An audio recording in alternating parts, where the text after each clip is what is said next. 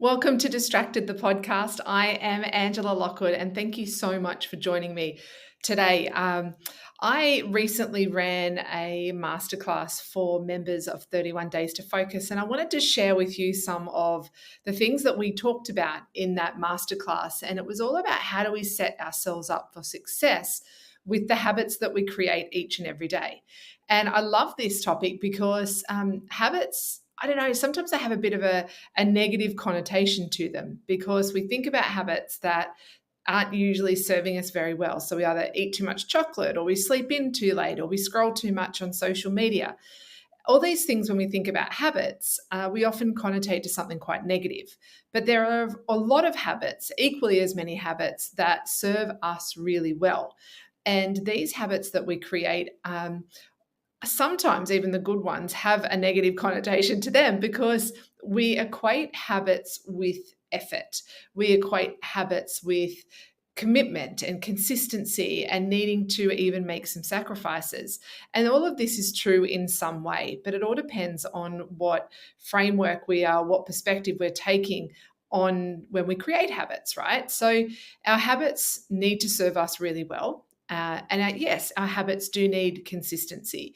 Yes, sometimes we do need to make some sacrifices, or I'd challenge you to look at them as investments in your health. But also, our habits are things that do take effort. But it's effort that will come back to us so much, that tenfold. It'll be effort that we'll put in, that when we do have consistency in putting in the effort and making those little investments, that before we know it, these habits become just a natural part of our life.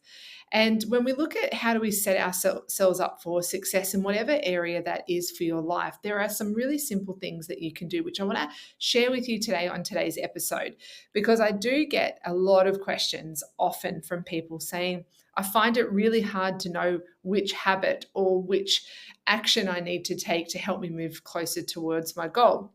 And because often there's so many different things that we can do. So let's have a look at what some of these are, and hopefully you'll get some really good ideas out of this episode that you can apply immediately to your life. But when we look at our habits, it's really important for us to take the time to look and ask ourselves, well, what does success look like?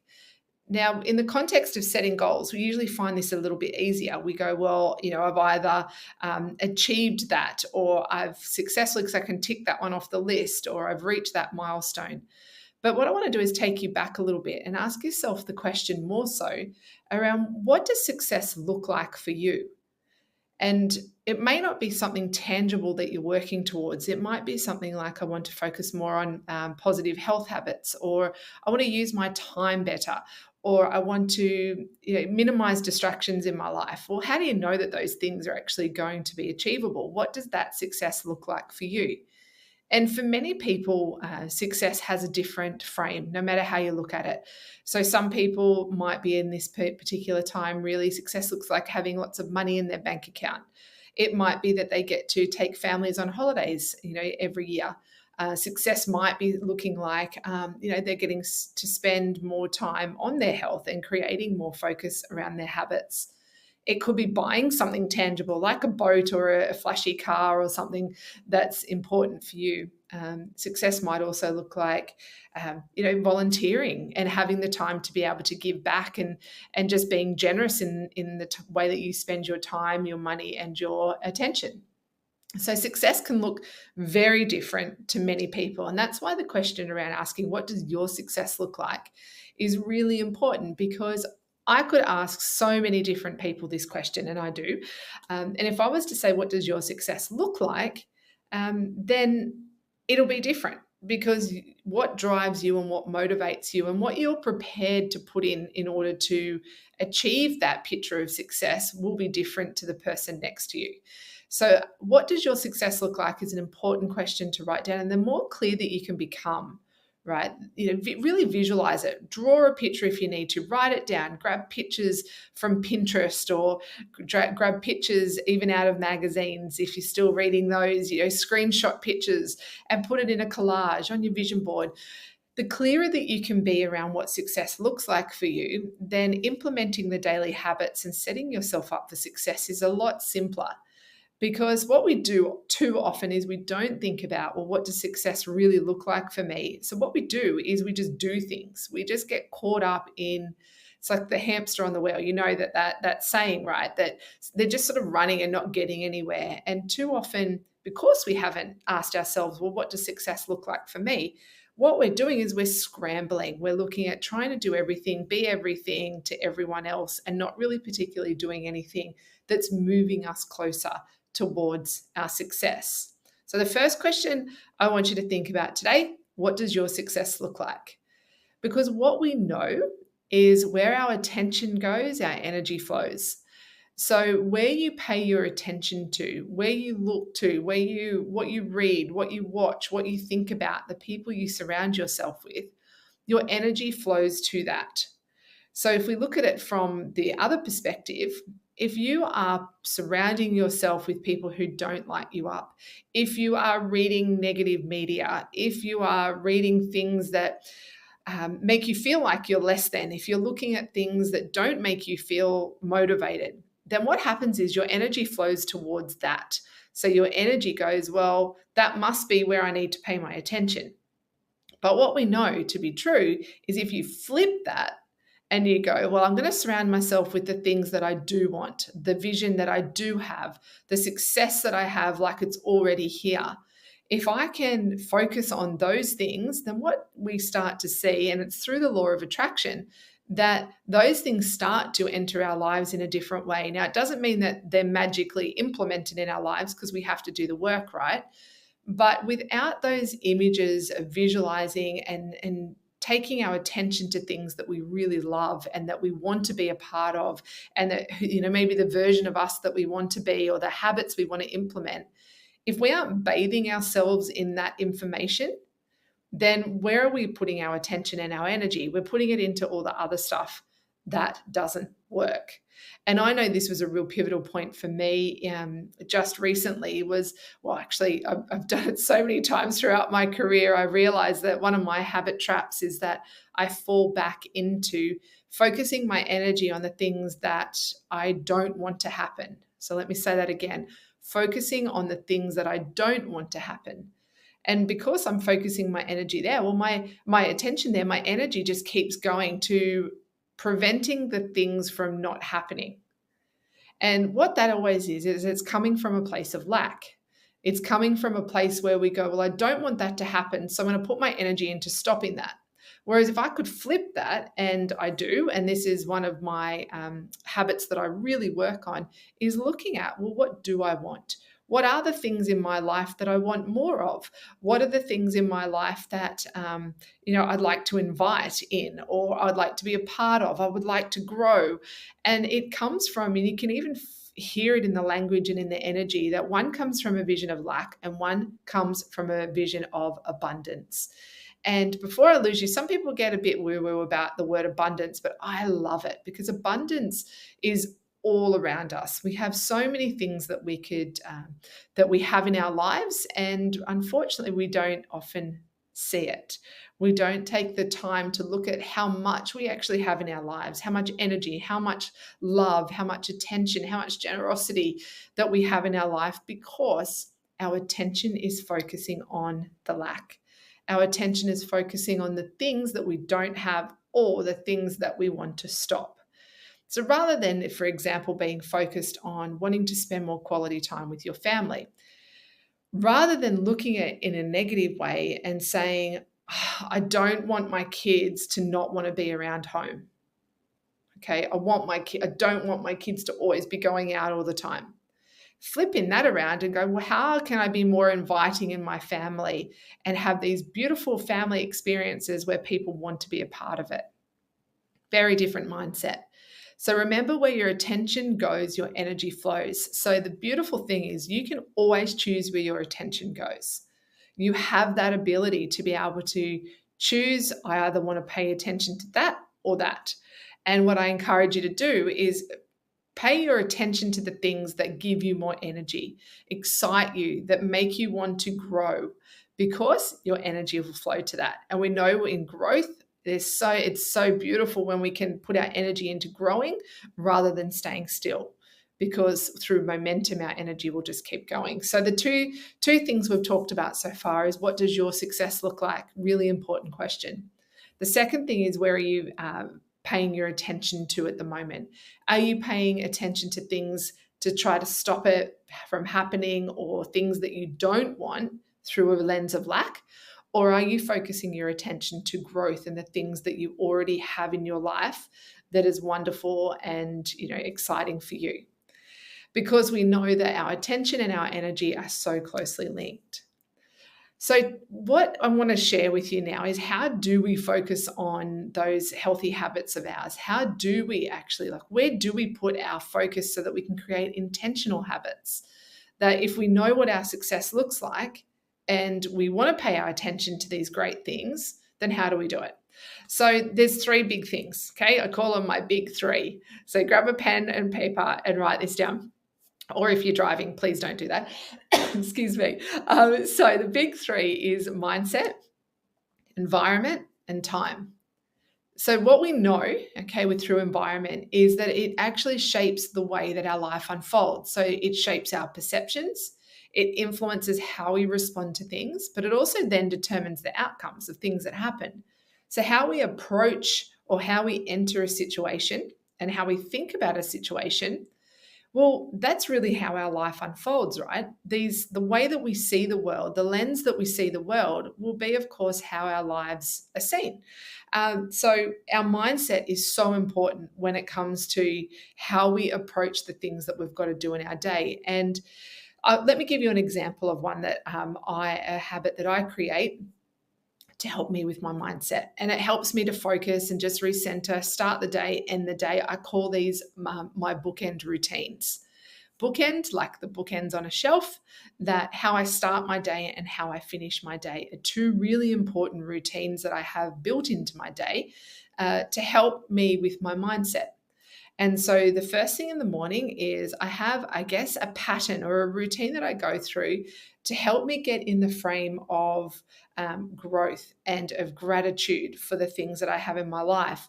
So one of the things I do before I even wake up, well, just as I'm waking up, I'm sort of in that blurry moment of that blurry haze of waking, big deep breath, get the energy coming straight through to my body, just waking up. So tick, one amazing thing done already. And then before I even move out of bed, as I'm taking those deep breaths, I just think about my day ahead. Okay, I don't think about what meetings I've got to attend. I don't think about my to-do list, but I look forward to the day and I think, how do I want my day to unfold today? What are the things, like what's sort of the feeling that I want from today? What are the actions that I want to take today so that I create this wonderful day of growth and, of however I want that day to unfold? So already, before really I open my eyes, I've already given my body a great hit of positive energy, but I've also visualized my day and I've anchored my thoughts of what I want my day to look like before my feet even hit the ground. Two really simple things, free, quick, makes so much difference. And then as I sit up, I have a glass of water next to my bed. I take a big chug of water because what that does is it hydrates me straight away. It's like resetting my body to go, hey, welcome, wake up. This is great. Here's another gift for you for the day. What I do, depending on my toileting needs at the time, I'll either go to the bathroom or I will get my journal out of my bedside table and a pen. And what I do is I frame what my day looks like. So I've already thought about it, but now what I do is I set my intentions for the day. So I'll write down, today I will. This will happen for me today. I will make these decisions today. Now, some decisions, of course, we make about 60,000 decisions each and every day. So it's impossible to sit there and write all of them down. But the big ones that I know will have a big impact on my day is what I think about. Okay, so I write that down and I always make sure that I'm writing it in a way that it's already happened. It's not like a wish list. It is sort of an intention, a very clear intention that today, this is what's going to happen. And this was a game changer habit for me because what I used to do is I would journal only at nighttime. And what I started to see was a pattern that was coming up in my journaling at nighttime, which was a lot of negative things. I was reflecting. Yep, there was a big gratitude component to it that I'd love, but it was all often about downloading my frustration of the day, the things that didn't go well, or it was like an opportunity for me to vent. But through doing that, which was really important at times, really important, it wasn't allowing me to set the frame for how I want my day to be. What it was after the thought. So it was after what had happened during the day. I looked back and I was like, well, I'll just sort of review the day rather than setting forward what I wanted to happen. When I started to do this and set how I wanted the day to look, oh my goodness, it absolutely changed how my day unfolded. And in fact, what ended up happening is I would go to the end of the day, I would look back, and what astounded me was what I said would happen always happened. And it may not have been exactly to the point, but pretty much in that field, it happened. And it was such a huge game changer for me. So you think before I even really get out of bed, some of the things I've done is I have given beautiful oxygen to my body. I've thought about how I want my day to look and visualized it and given thanks. And I give thanks for the beautiful sleep I had or for the beautiful morning it looks like it is outside. And then I've taken a big gulp of water, hydrated my body, and then I set my intentions for the day. And I really feel that when I do this bookend morning routine, it makes me feel in control. Okay, now it makes me feel in control and empowered in a way where I go, yeah, today is my day. I know what I'm doing today. So then that way I'm not rolling over, picking my phone up and scrolling and inviting everyone else into my morning routine through social media or through my emails, because I know I'll get to that. But what I want is this sacred space to go, today I choose it to look like this and choose it to be like this. And therefore I'm in the driver's seat. So there are a few other things I do after that, but that is always before my feet hit the floor. And the moment my feet hit the floor, I give myself a little pep talk. Sometimes it's like, let's do this, Ange. Today's going to be a great day. And I now just naturally do it. When you start it might feel a little bit forced. It might feel a little bit cheesy almost, but it's amazing. No one very rarely during your day, particularly as an adult, gives you a high five and says how awesome today is. This is going to be great. Very positive sort of pep talks. Very rarely do we have that cheerleader. So why don't you be that yourself first thing in the morning and just give yourself that rev up and go, today's going to be a great day. Because the other option of that, you roll out of bed, you go, oh my gosh, I'm so tired, I'm sore, that was a terrible sleep, today's going to be stressful, oh my gosh, I'm going to have to go in that traffic and I've got all these meetings, blah, blah, blah. And so which one do you choose for your day? Do you want to choose the one where you go through and you just predict everything's going to be terrible? Or do you choose the other one where you go, how great is today going to be? I can't wait to jump into it. I know which one I choose. So the bookending your day is a really great mindset habit. There are more, but that's the one that I find really supports my day. And then that means at the beginning of the day, I've got a bookend routine, and at the end of the day, I have another bookend routine, which means winding down. And it has to do with the lighting that I have in the home. And it has to do with what I watch before I go to bed. I always make sure I read while I'm in bed, write down some of the things that I am really thankful for the day. So I'm coming from a place of gratitude. And it is these bookend habits that really set my day up for success, because whatever happens in between it, it's like the dash on a headstone. That's the thing that really matters, is the dash between the dates of when you're born and when you die. What you do in between is what matters. And just like the bookend routines, beginning of the day, end of the day, everything else in between, you get to choose then. And so you get to create how that happens in the morning and in the night. And then during the day, you get to make all those wonderful choices about how your day unfolds. So let's go to number 2 of the big 3. Okay, so the big 3, we've got mindset, environment, and time. Now let's look at environment. An environment is the space with which you do your work, you live your life, and you are. And I love environment because this, again, just is so different for so many people. And we're not all just sitting in an office, right? We're not all sitting in front of a computer all day, every day. Some people are in workplaces. Some people are at home. Some people are out in the community. Some people are in bushland. Some people are on rivers. We've got so many different work environments. So it's really a challenge to be able to just recommend one type of work environment. But no matter where you find yourself in doing your work, think about the space in which you do your most creative work. And this needs to be a space that has clarity in it, so that is clear, it's a clear space, it's uncluttered. And I see this so many times when I walk into workspaces to run mentoring programs in particular.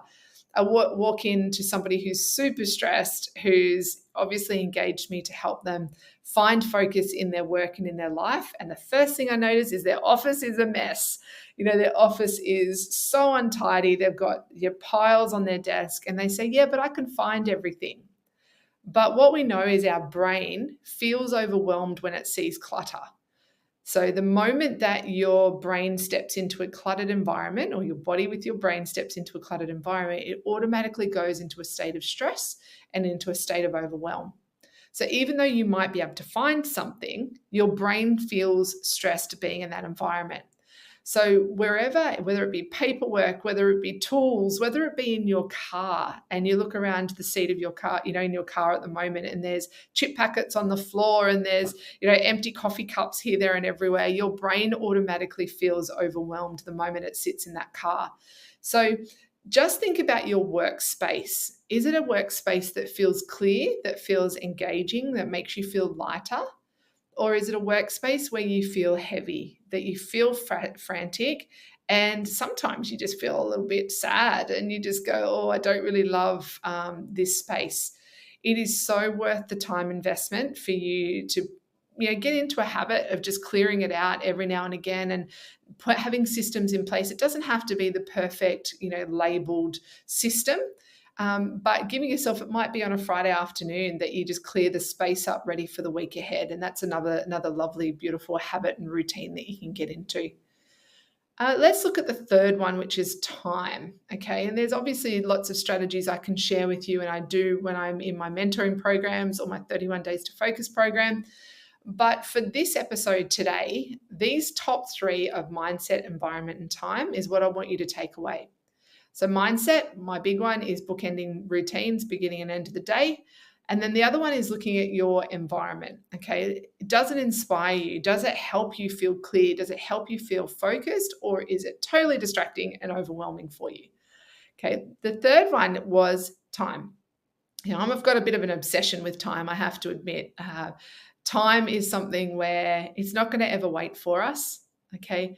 Time, we've all got the same amount of time. We can all choose how we use our time, but sometimes we don't have that flexibility, right, to just sit there and go, well, I don't want to do this, I want to do something else. So how we use our time is really important, okay? And there's a thing where I think what we try to do too often, and I hear this a lot, is that people try to cram too much into the time that they have. Okay, and I'm somebody who does this a little bit too often myself, is that we overestimate the amount of time we have.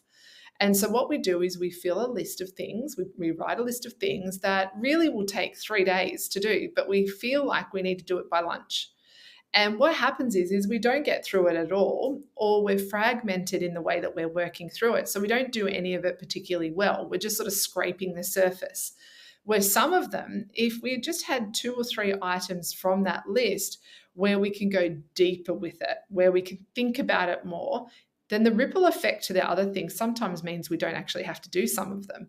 Or if we go deeper on something and put a little bit more time into something else, not only do we not have to do anything, but sometimes we don't actually have to be the person that does it either. We could have somebody else do it. We could delegate it to somebody else, or it becomes somebody else's responsibility. So doing deep work is really important for our focus. It's also important for the quality of our work. So when we look at our time, are you over scheduling? So are you overestimating the amount of time you really have to do the work that you do? And another thing that we do, we love to tick boxes, right? We love to get to the end of the day and feel that sense of achievement. We want that sort of dopamine feel-good hit. But if we have a to-do list that's never ending, if we get to the end of the day and we've done like 1 or 2 things on what we wanted to set out to for that day, then we get this sense of not being good enough, never being able to do their work properly, not being able to keep up, and we get into this negative thinking spiral. Whereas if you have one or two things on your list and you get that done and you get it done really well, then you get to the end of the day and you have that sense of accomplishment. And then that means the next day you'll wake up feeling more optimistic, more positive about what you have to do for the day ahead. Okay, so time use is not always about doing more things. Sometimes how we use our time is actually about doing less, and doing less but going deeper on it. Okay, so rather than having 20 to do things on your list today, or feeling like you can do that project and that project and that project and attend all these meetings, then what if you just looked at the top two of those things and go, what are the things I can go really deep on that would make the biggest difference? And that's where you pay your attention to for that day. So before we wrap up, the questions, just to recap, what does your success look like? So what does that look like for you? All right. Understanding that where your attention goes, your energy will flow to it. So paying attention to things that make you feel more energized, that make you feel like they're achievable. Because if we're looking at the way that you spend your time, your daily habits, the things that make you, move closer towards what your success looks like, then don't you want to be putting your energy into things that work towards that rather than keeping you stuck? I know I do. I talked about the big three. So mindset, the importance of mindset, how you look at what you do in your day, the habits that you create, the attention that you give, the perspective that you take really does shape how your day unfolds. So spending time learning about your mindset and creating great habits to support positive mindset will have a big difference in how your day unfolds as well. And then the second one was your environment. Do you need to spend some time in your environment where you are clearing space so that great things can enter? You're clearing your space so that you're giving your brain the best possible strategies for it to work at its best. And it can't do that when it's in a cluttered environment. The third one was time. Okay, are you overscheduling your time? Are you creating too much congestion in your day, when actually if you just create a little bit of space in your day and focused on the one or two big things, would the ripple effect help you with your attention and your focus? And I can guarantee your energy will thank you for it. And anyway, it feels good too, doesn't it, to be able to get to the end of the day and feel some success.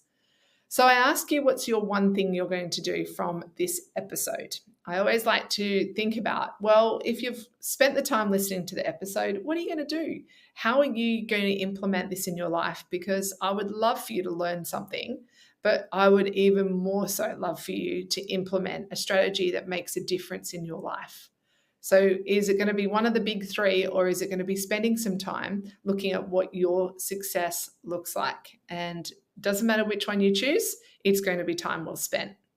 Thank you so much for spending your time with me. If you want any more information around the programs that I provide, either 31 Days to Focus or any of the bespoke programs around transforming to thrive for workplaces, supporting childcare educators with better understanding and loving the work that they do, then please head on over to angelalockwood.com.au and check it all out there. But in the meantime, you can listen to this podcast on any of the amazing platforms that are out there. Just look for Distracted with Angela Lockwood. And if you think somebody would benefit from hearing this episode, then please share it with them with a sense of generosity and thanks to them for being the amazing human they are, and that you're looking out for them and making sure that they can truly be at their best. So until next time, I'm Angela Lockwood, everybody. Take care, and we'll see you soon.